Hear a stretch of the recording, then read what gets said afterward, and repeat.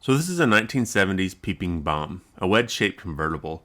Several wedge-shaped cars are produced in 1970 by Mattel, including the Jackrabbit Special, Caribou, Mantis, Tri-Baby, Swing and Wing, and the Whipped Creamer. The latter one I did a video on a few weeks ago if you want to watch it. All of these cars being fantasy vehicles, no doubt being inspired by the Italian wedge-shaped cars of the time, like the Lancia Stratos and the Stratos Zero. The Zero being used in the Michael Jackson Moonwalker movie as a car he transformed into. Check it out if you've never seen it. Anyway, I'm getting off track. I purchased this Peeping Bomb for $1, which was probably too much given the condition it's in. You can buy mint Peeping Bombs for around $15 and mint on card versions for around $50. They're not really worth restoring other than they make good cars to practice on. By 1970, Mattel pretty much discontinued the bent axle construction and had moved on to more common methods for their car suspension, such as this plastic spring method, common in many cars at the time. They still employed the option of changing the wheels out, something I'll be doing later, but this too is not far from being phased out. This car is in pretty rough shape, and after removing the paint, you can see how much corrosion the body has. Given how difficult this car would be to sand, I'll let the Electropolishing setup have a first go at the corrosion. I will leave it in for about 35 seconds, which gets me to this point. While this is quite a bit better than before, there's still a noticeable amount of corrosion and pitting left. To remove this, I'll use some 000 steel wool. I'm trying to stay away from sandpaper, as I'm finding that sanding through the nickel layer into the Zamac is probably what is causing discoloration issues. If I do not wish to deal with the discoloration, then I can either remove all the nickel plate or take care not to remove any of it. For this car, I'm definitely going to go with the second option. After sanding, I'll move on to polishing the car with some polishing compound and a small Dremel buffing wheel. There's still small hints of corrosion in the metal, however I have decided to live with this given the original condition of the car and the amount of work and time required to remove everything. For some cars like this one, I like to finish the other parts before I paint the body and incur that expense. The urethane paint, while not prohibitively expensive, is not cheap like acrylic paints. The same is true for wheels.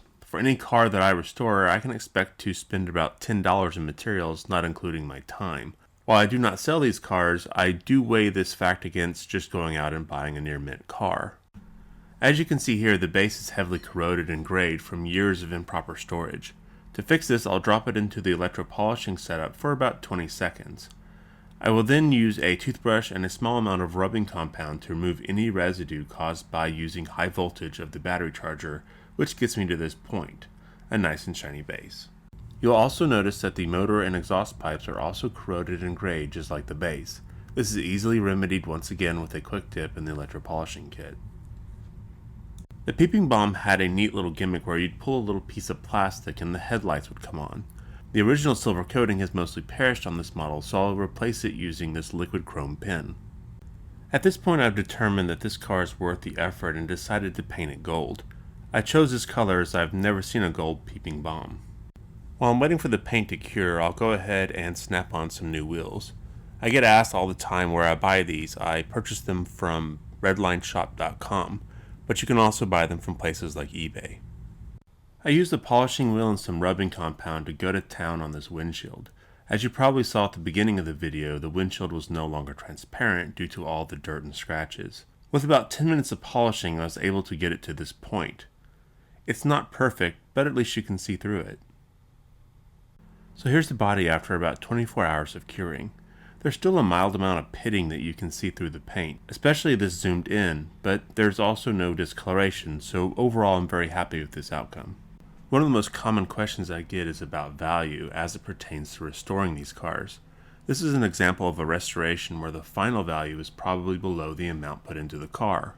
In other words, if I was to sell this car, I probably would not get back what I spent to restore it. However, I chose to restore this car as I want a gold Peeping Bomb, and gold is a much more difficult color to find. So the car has value to me personally as a car that I want in my collection that is otherwise hard to find.